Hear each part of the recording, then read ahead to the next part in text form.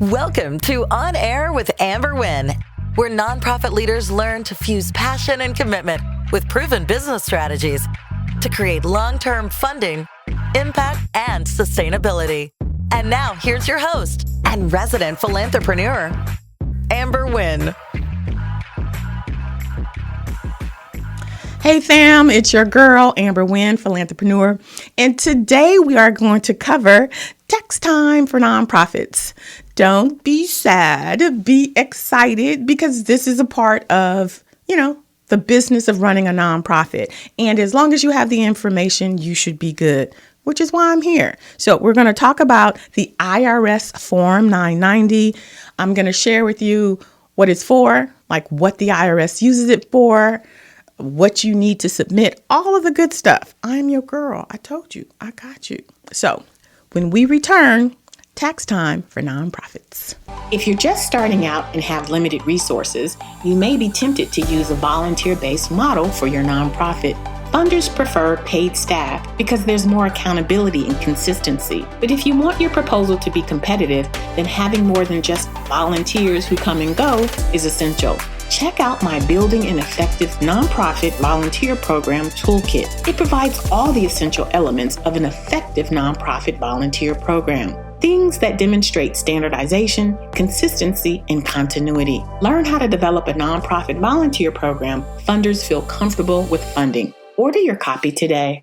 Welcome back. You're on air with Amber Wynn, and today we are talking about tax time for nonprofits. Listen, a nonprofit is a business. You cannot start a nonprofit and just do whatever you want to do. That's going to get you into deep trouble.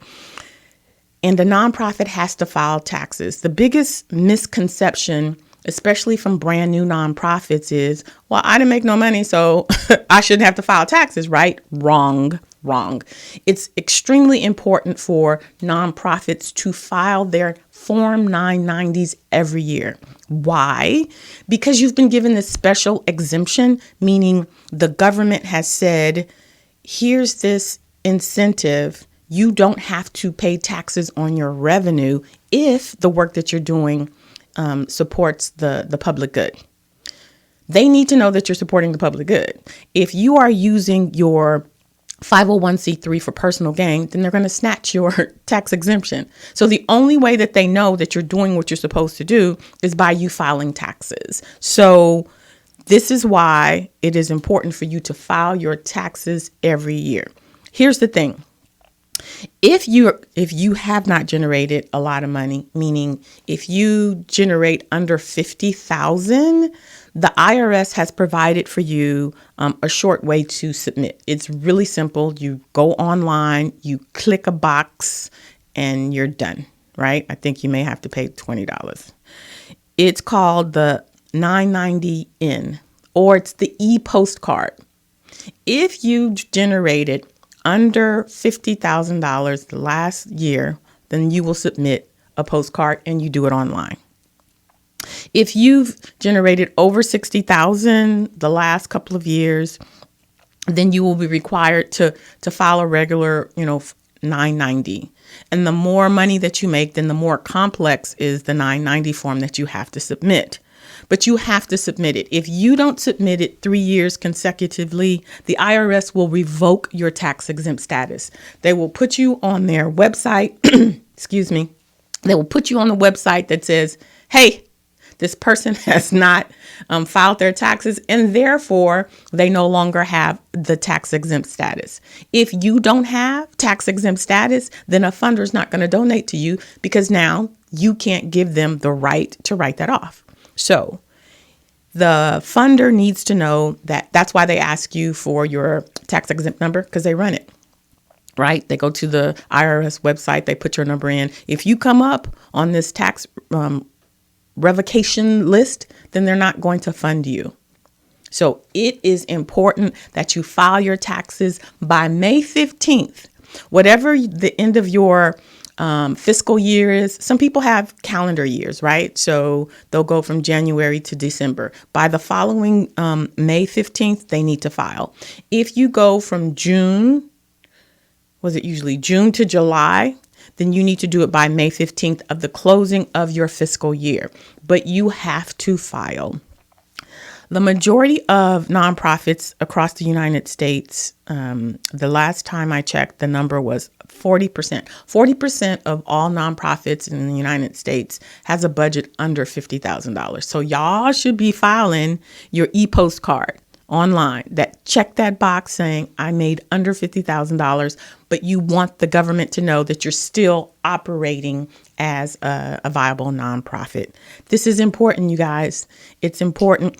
Compliance is 50% of any nonprofit's existence because you are authorized by not only the IRS, but the Secretary of State and the Attorney General. So you've got federal, state, and your local government agencies that are responsible for managing you. Meaning, if you don't file your documentation, they have the right to snatch your tax exempt status. And yes, there are people who are altruistic out there, but trust and believe when they ask if you're a nonprofit, it's because they want to be able to get a tax write-off on that donation. So this is one major way that you can get your tax exemption revoked, and we don't want that. So again, this is why I started off the episode by telling you, don't frown. The IRS has made it easy. You go online, you check that box, boom, you're good. Make sure that you don't rely on your accountant to do it, because this is the biggest thing that I get from nonprofits. My tax exempt status has been revoked. I thought that, there you go. There you go. My accountant was supposed to do it. We thought the board was doing it. We thought the executive director was doing it. We thought the treasurer was doing it. Executive director and president, this should be on your checklist every year. May 15th is when it's due. May 16th, you should be saying, hey, did we file our taxes? Let me see. Give me a copy. Because if you don't file in 3 consecutive years, your tax exempt status is going to be revoked. And let me just tell you, it is a beast trying to reestablish it. I've had organizations who didn't know that their tax exempt status was snatched, and it was a beast. It got to the point where we recommended that they just don't even try. Just start a new nonprofit. That's how complicated it was. That's how much money that they owed. Because, oh, by the way, you do get fined because you're out of compliance. So don't let that be you. Make sure that you stay in compliance and make sure that you file your 990s every May 15th. All right? Wonderful. So when we come back from the break, you get to ask me your question with Ask Amber. If you're thinking about hosting a gala, golf tournament, or any other kind of event, make sure at the end of the event, you generate a profit and not come out with a loss. There's a formula for guaranteeing that your event will generate a profit. You'll find it in my How to Price Event Tickets for Profit Toolkit. Learn the insider secrets for how to ensure your event will always make a profit every time. Order your copy today. And we're back. You're on air with Amber Wynn, Philanthrepreneur. And we're at the part of the episode where you get to ask your pressing questions. This question is from Alton. Hey, Alton. Alton is from Washington State. And he says, I run an organization that's been around for 20 years. Congratulations. We have a solid track record for decreasing recidivism in Latino males from the inner city. We've been in conversation with the funder who's asked us to change the way we deliver our programs. What you say? Essentially doing the opposite of what we do. What you say, huh? To get this grant that would help fill a huge gap in our operations budget. We need the money, but I'm not feeling good about this as it goes against all we stand for. What should I do? Well, Alton, you should not take that money. As my mama say, all money ain't good money. Here's the thing. You have been doing what you know to do, which has been successful for over 20 years. To have a funder come in and say, we'll give you money, but you've got to do the opposite of what you do, it's counterintuitive and it's unproductive. It's going to undo all of the things that you know works for your population. I had a similar experience when I was executive director of Girls Inc. I had a funder. We did financial literacy, and our population was Latino. They were low-wage workers. So we would meet with them on Saturdays for 8 hours because they had to work during the week, and we had a babysitter, and we fed them. So this is what works. This is why our numbers were so great. And they were like, oh, can you meet with them more during the week, like 2 or 3 times during the week? And we were like, no. The reason why our numbers are so high is because we know our population. So I ended up saying, you can give me the money for what works, or thank you so much, but no thank you. Now, I'm going to tell you, all my executive directors are like, what? Amber turned away $150,000. I did, because I would have taken the money and failed. And if any of y'all know me, I'm an overachiever. Amber does not fail. And especially because I know my population and I know what works. So Alton, I'm saying the same thing for you. You know your population. For 20 years, this formula has worked for you. Stick to your guns, okay? Tell them this is what you do. This is how you get the results. If they want to partner with you, you'd be happy to take their money, but you've got to deliver the programs the way that you always deliver them, okay? Good luck with that. Listen, when you know who you are and when you know what you do, you've got to be able to stick to your guns. Yes, you need the money, but trust and believe that money is going to come. If you start doing this called mission creep, then you won't have a solid track record, because you're over here and you're over here and you don't have expertise. And so then your outcomes are going to be wonky. Your outcomes are what gets you money. So stick to what you know.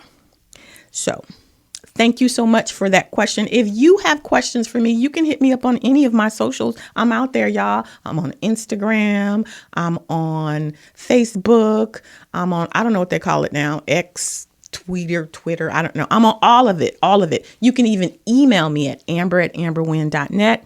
I love to get your questions because I want to make sure that I'm giving value, right? So let me know what it is you want to know. And now we're transitioning into the nonprofit spotlight. It's where I shine a light on the nonprofits doing the work in the community. That's you, my amazing nonprofit leaders, or the consultants out there doing the work to support the most amazing people in the world. That would be me. That's what I do. And we are on part 2 of our conversation with Mary Katherine Matalon. One of the things that I found to be quite interesting with our conversation is what we felt was missing. There's a disconnect sometimes, I think, with founders and what they think a fund development officer is supposed to do, a fund development director. You're not handing over the responsibility of fundraising to your fund development director. You are working in collaboration and in partnership. Your fund development director has an expertise that will allow you to go to the next level. But sometimes when you guys hire fund development directors, you think they're, the holy grail. They're not. They're there to support the board in fundraising. The board is like, well, what's the fund development director doing? What you doing? We're in partnership. So I think listening to that conversation should be eye-opening. It was affirming for me. But let's take a look. Part 2 of our conversation with Mary Katherine Matalon.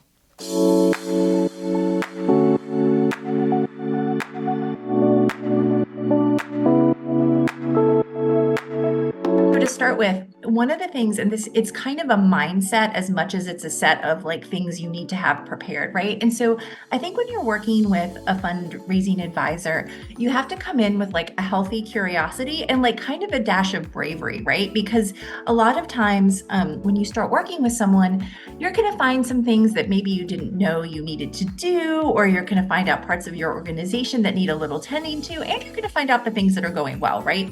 So I think what you really, as a nonprofit need to do is show up and be present and really understand that it's a partnership and a mutual back and forth, right? Because I think so often, unfortunately, there's a perception that, we can get this one grant and then all of our problems are solved. We can get this one gift.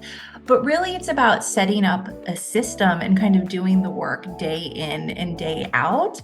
And really, a lot of times, I think more and more, donors of any kind, they want to hear from the leadership. They want to hear from the executive director. They want to build a really holistic relationship with the organization. So my goal and job with nonprofits that I work with is to help them figure out how to best create those relationships in ways that align with their values. And that takes some internal tending, right? Like understanding what your sort of value proposition is, sort of what you need the funds for, and like how you're showing up in meetings. So to be a good partner, it's really about doing some internal assessment and then really being able to have some kind of courageous conversations around what you want fundraising to look like.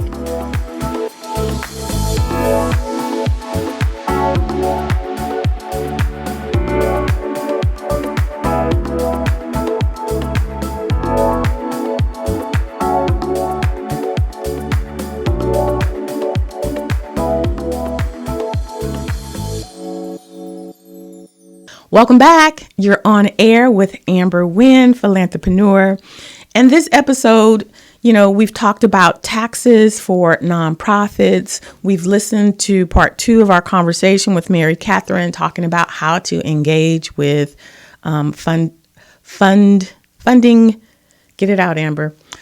Directors of funding, and just all of the good things. I am always in your corner, here to support you. If you have any questions, hit me up on my social media. Otherwise, I hope to see you next week. If you found anything of value in this episode, be sure to share it with people in your space. Don't forget to like and subscribe. And I'll be here next week. Same bat channel, same bat time. So remember to take care of yourself like you take care of your community. Thanks for listening. If you enjoyed this episode, subscribe and leave a review on iTunes. Head over to www.amberwyn.net/podcast for the links and resources mentioned in today's podcast. See you next time.